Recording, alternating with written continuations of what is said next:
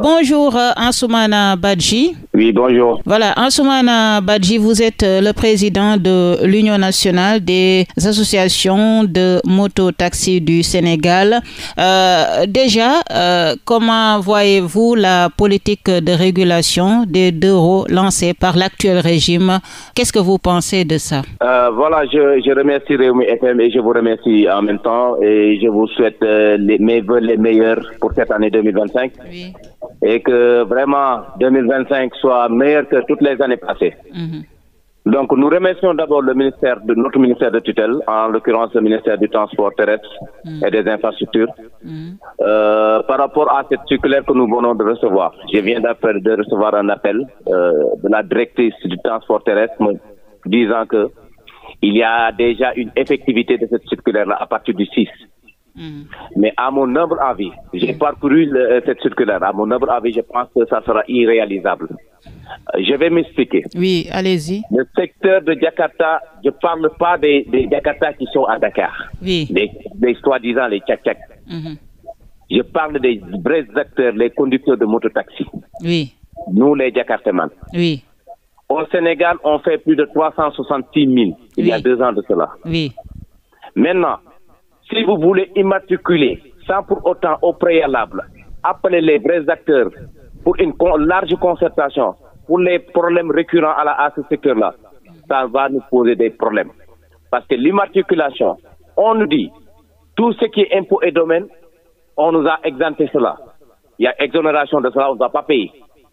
Mais on paye 28 000 pour la plaque d'immatriculation. On va payer pour la légalisation du papier, le CNC. Oui. C'est-à-dire l'acte de vente de l'importateur, pas du commerçant, mais de l'importateur avec sa photocopie d'identité. Et que cela nous paraît pratiquement irréalisable. De ce point de vue, oui. Je pense que le gouvernement doit encore revoir ces mesures-là. On doit encore s'asseoir et pour mieux discuter. On veut se formaliser. On veut qu'on nous accompagne. Le secteur des deux roues, du taxi des deux roues, oui. Et c'est de l'auto-emploi. C'est un jeune qui, de gauche à droite, se débrouille pour avoir sa propre moto, pour créer son emploi. Maintenant, s'il y a création d'emploi, je pense que la première chose pour l'État, que doit faire l'État, c'est d'abord d'accompagner, d'écouter, d'accompagner et de renforcer.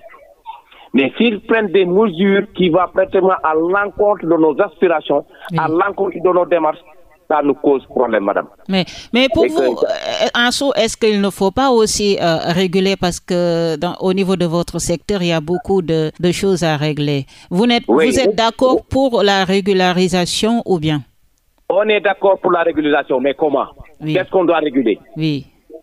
Par exemple, je vous donne un exemple. Oui. Un exemple terre à terre. Oui. Si on nous donne des cartes professionnelles, c'est régularisé? Oui. Parce que la moto Jakarta n'est pas une moto qui dure. Oui.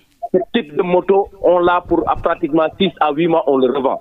Oui. Maintenant, si vous voulez, vous allez immatriculer à chaque deux fois ou 3 fois dans l'année une nouvelle moto. Donc, vous changez souvent de moto? On change régulièrement de moto. Tous les 6 mois? De moto plus de 6 mois. Ah oui, pourquoi? Parce que ça se gâte vite.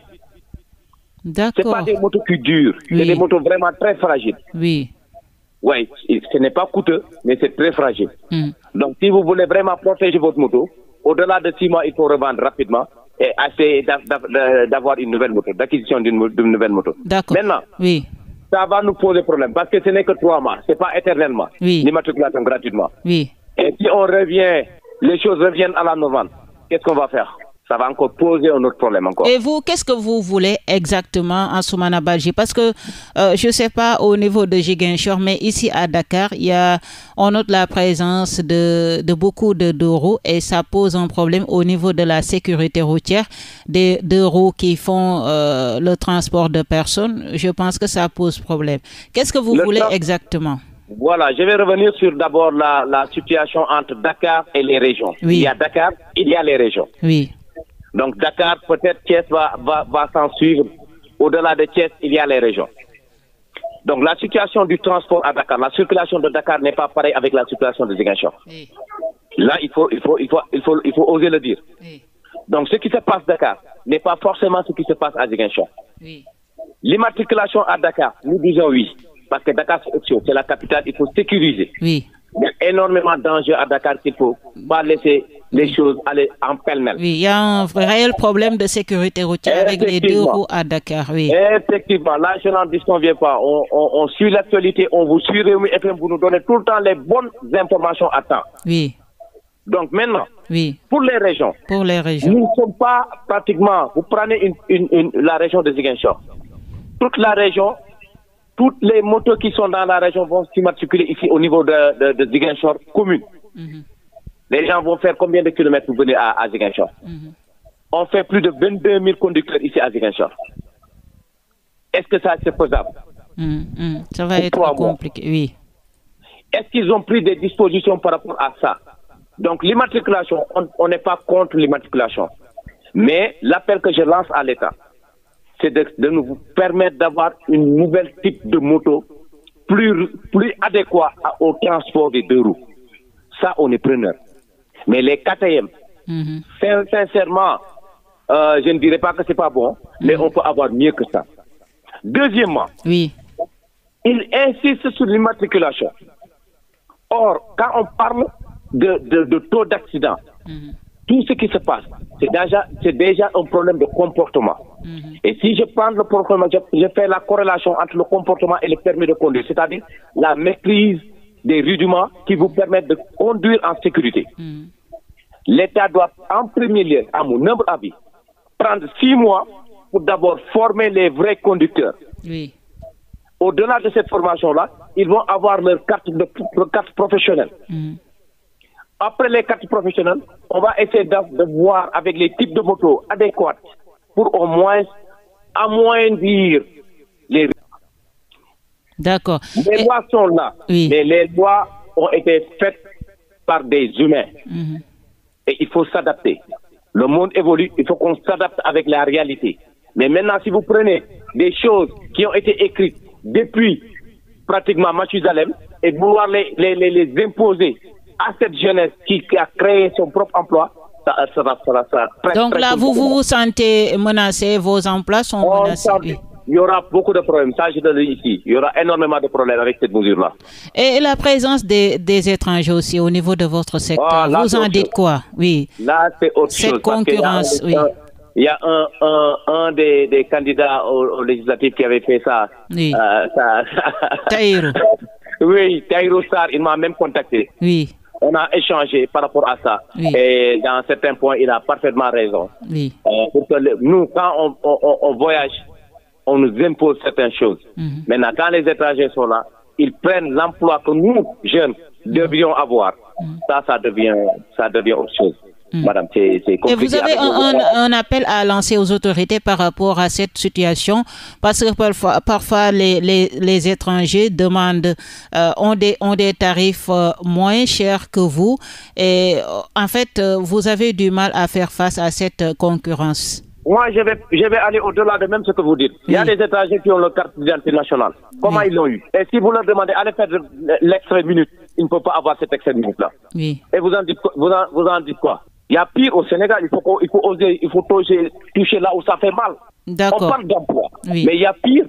Donc le pays, il faut qu'on puisse revoir notre manière de faire, notre manière de gouverner, notre manière de gérer. Oui. En tant que jeune conducteur de Ziguinchor, je lance un appel solennel à mon Premier ministre, le président Ousmane Sonko. Oui. Monsieur le Premier ministre, les jeunes vraiment sont fatigués. Il n'y a pas d'emploi, il n'y a pas d'accompagnement, il n'y a encore rien. Et on espérait avoir des jours meilleurs. On s'est basé sur le métier de Jakarta. Ce n'est pas parce qu'on n'est pas des diplômés, c'est parce qu'il n'y a rien à faire. Et on ne veut pas prendre les pirogues pour aller en Espagne. On ne veut pas devenir des agresseurs. On ne veut pas se noyer dans l'oisiveté. Oui. On veut juste servir notre pays. On veut juste servir notre commune et prôner pour le développement du Sénégal. D'accord. C'est tout simplement ça. Mais à part cette situation, vous n'avez pas d'autres difficultés par rapport, voilà? L'incompréhension avec nos forces de défense et de sécurité. Voilà. Alhamdoulilah, ici à Ziguinchor, avec le commissaire Bien, on tient tout le temps des réunions. C'est ce qui nous a voulu qu'il y ait une quiétude entre les Jakartamans et les forces de défense et de sécurité.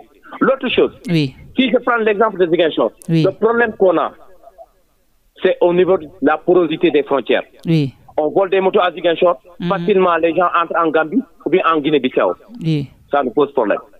C'est autre chose. Maintenant, c'est à l'État de voir comment mettre les cadres sur pied, un cadre de dialogue, de concertation avec madame, les vrais acteurs. Il y a des gens qui occupent la scène médiatique, mais ils ne connaissent rien de tout ce qu'ils sont en train de dire. Ça, je vous le dis. D'accord. La réalité n'est pas à Dakar. Dakar, c'est une réalité. Mais la vraie réalité, allez dans les régions. Vous allez se trouve au niveau des régions. Voilà.